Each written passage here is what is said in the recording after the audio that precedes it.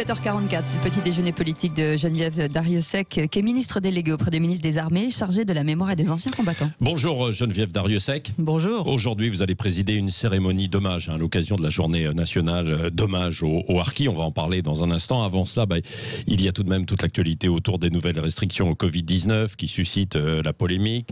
Je rappelle aussi que vous êtes, pour les auditeurs, que vous êtes allergologue et que pendant le confinement, vous étiez retourné à l'hôpital. Alors, c'était à Clamart. Vous n'aviez pas pu aller retourner évidemment chez vous à Mont-de-Marsan.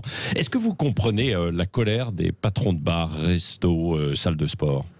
Je comprends l'inquiétude de chacun. Nous avons passé une phase de confinement où tout s'est arrêté. Les réouvertures ont été progressives. Tout le monde souhaitait reprendre une vie normale, vais-je dire, et je comprends que ces nouvelles restrictions les perturbent dans leur économie, mais aussi dans leur amour de leur métier. Mais ceci dit, c'est aussi la sagesse. Nous serons là pour les aider. Nous serons là, bien sûr, pour les aider économiquement, mais la sagesse veut que nous soyons prudents. Et veut que nous puissions éviter les rassemblements trop importants. Il faut que nous vivions normalement. Non, on ne vit plus normalement, là, justement. Et certains disent, on est en train de, à force, effectivement, de vouloir cette prudence, on est en train de créer une société beaucoup trop anxiogène. Franchement, je ne crois pas. Moi, je crois que nous demandons des efforts individuels et des efforts collectifs. Et que dans cette situation sanitaire, il faut que nous prenions conscience qu'il faudra que nous fassions des efforts. Pendant un temps qui est d'ailleurs indéfini, c'est ça qui est un peu perturbant. C'est que l'on ne peut pas donner de date et d'objectifs. Et Dieu sait que aujourd'hui, tout le monde cherche des limites inférieures et supérieures pour pouvoir se projeter. Donc on ne peut pas se projeter forcément dans le temps, mais il faut que nous fassions ces efforts collectifs. Ce sont des efforts de protection sanitaire. Moi, je redoute vraiment de revoir les images que nous avons vues dans l'est de la France au mois de mars, qui, elles, pour le coup, étaient particulièrement anxiogènes. Donc je crois que nous devons vivre, nous pouvons travailler, nous pouvons envoyer nos enfants à l'école, nous pouvons avoir une vie sociale modérée. Et que il me semble que cela, si on intègre bien ces notions, cela peut être tout de même des périodes aussi bonnes. Mais sur les salles de sport et les clubs, les associations sportives, on dit aussi que le sport, justement, c'est quand même capital pour renforcer son immunité dans cette période. Et il n'y a pas de cluster dans les clubs de sport. Et on en vient à fermer, effectivement, ces salles de sport. L'idée générale est que toute activité physique faite dans un endroit clos, où de nombreuses personnes sont présentes dans un même temps, représente une possibilité de transmission virale. Donc de là vient le sujet de la fermeture des salles de sport. Effectivement, quand on fait du sport, on exhale de l'air de façon plus rapide, plus fréquente, et on peut tousser, ce qui est tout à fait normal, et envoyer des postillons dans l'air. Bon, voilà un petit peu les raisons. Je crois que on peut faire du sport à l'extérieur. Et puis moi, j'engage tout le monde à faire de l'exercice physique, c'est-à-dire tous les jours marcher, faire du vélo, courir si on aime courir, de façon tant qu'on peut, parce que pendant le confinement, on ne pouvait plus, on ne pouvait plus beaucoup sortir. Attendez, il y avait quand même des possibilités pour aller faire du footing. C'était le gros sujet. Puis j'allais faire du footing et pour marcher, je pense que ce sont des exercices tout à fait sains qui pourront toujours être pratiqués. Un mot aussi sur le port du masque, parce que vous êtes allergologue, donc vous êtes spécialiste, vous connaissez bien effectivement cette question. Vous l'avez peut-être pas étudiée en détail, mais tout de même Le port du masque, vous le recommandez donc dans les lieux confinés, pas dans la rue. Moi, le port du masque, je le recommande au maximum. Le masque est une protection pour les autres. Et si nous sommes infectés, nous évitons de transmettre aux autres. Et je crois que pour que cette mesure soit la plus comprise possible et surtout la plus respectée, et qu'elle devienne une habitude, eh bien, je pense qu'il faut le mettre très régulièrement. Ici, à Paris, nous le mettons en permanence. Moi, je passe mes journées avec un masque. Quand je sors de chez moi, j'ai un masque. Dans la rue, j'ai un masque. Dans mon bureau, sauf si je suis seule, j'ai un masque. Toutes les réunions, nous les faisons avec des masques. Et franchement, c'est pas la mer à boire. Non, c'est vrai. Et puis je précise que vous êtes rentré dans ce studio avec le masque, vous l'avez enlevé juste là parce qu'il y a un peu plus d'1,50 m entre nous et la distance est respectée. Un mot quand même encore, si vous, l'ancienne élue justement maire de Mont-de-Marsan, vous savez que la concertation c'est quand même particulièrement important. Là, beaucoup d'élus des territoires se disent déçus par Jean Castex, qui n'a pas engagé suffisamment tôt de concertation peut-être avec les élus par exemple de Marseille. Moi, je pense qu'il se trompe. La concertation, ce que prône le Premier ministre depuis le premier jour, c'est qu'il y ait justement une différenciation des mesures en fonction de l'état sanitaire de chaque région. Oui, oui. Et donc, c'est aux préfets et aux maires localement, qui connaissent leur territoire, de juger quelles sont les mesures les plus appropriées. Il est évident que quand nous arrivons dans une alerte maximale, comme à Marseille, à Aix-Marseille, je crois que là, l'État se doit de donner un cadre qui est un cadre plus strict.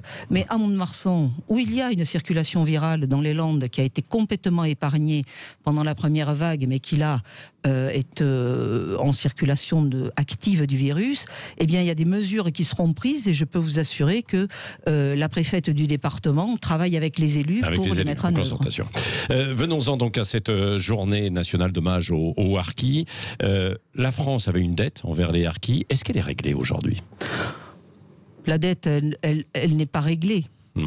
Elle n'est pas réglée, mais quand même, nous avons fait beaucoup de chemin.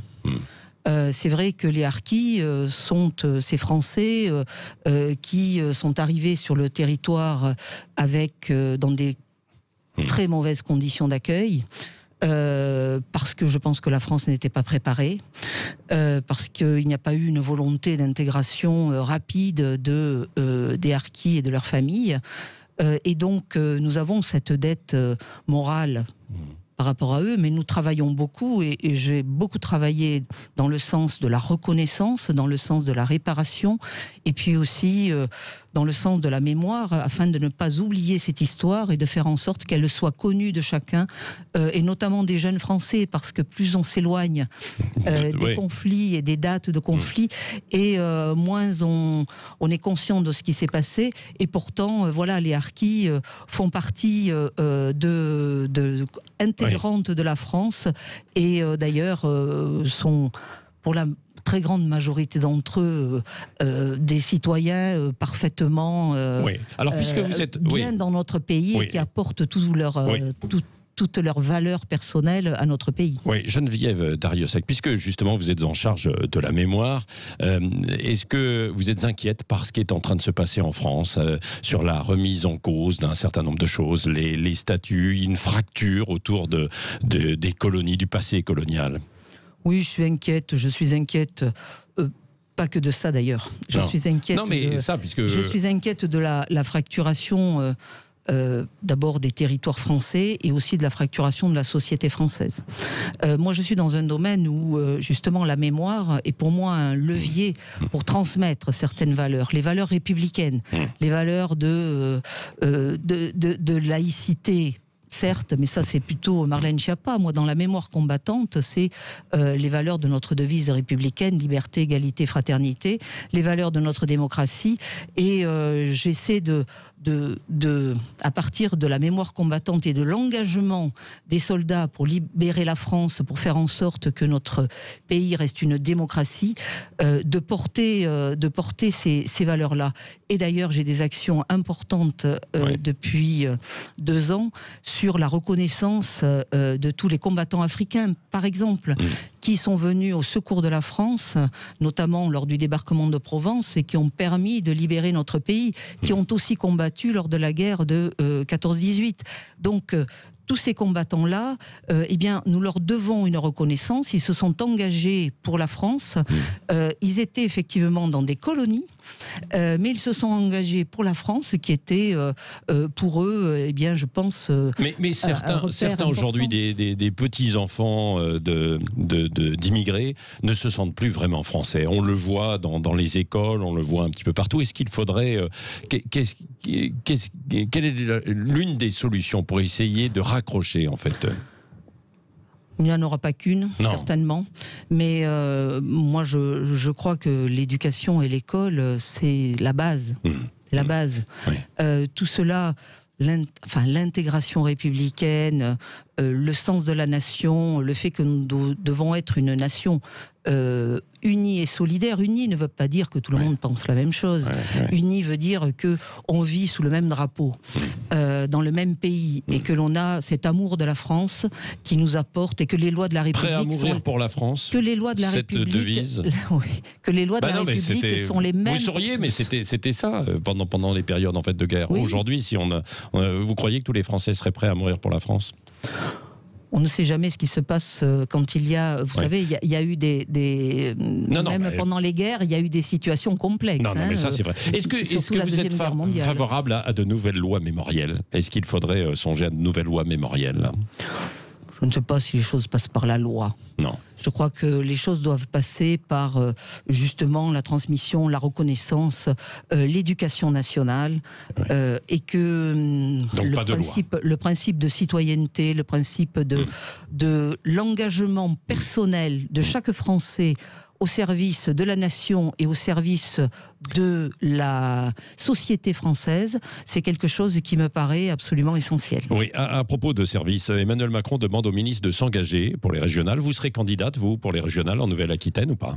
Eh bien, Emmanuel Macron et Monsieur le Premier ministre ont demandé au ministre de s'engager. Je leur ai dit que j'étais à leur disposition et que cette région Nouvelle-Aquitaine était dans mon cœur depuis toujours, que je la connaissais bien, et que donc s'il donc vous serez candidate, vous êtes candidate quoi? Je suis candidate à la candidature. Voilà, c'est ça. Question avec Cécile de Ménibus. Oui, je vais revenir sur l'appel de Nicolas Bedos, l'acteur-réalisateur hier, qui a fait un appel de rébellion en disant qu'il fallait arrêter de porter des masques, arrêter le confinement, les gestes barrières. Il dit vivre quitte à en mourir. Un message forcément auquel le ministre Olivier Véran a répondu. Est-ce que c'est selon vous irresponsable ou c'est porteur d'espoir comme certains le pensent? Pour moi, c'est irresponsable. On a vu beaucoup de personnes disparaître à cause de ce virus, des personnes qui n'avaient pas forcément de pathologie particulière. J'ai vu des situations dans les hôpitaux qui étaient des situations assez dramatiques, qui ont engendré des situations familiales dramatiques fortes.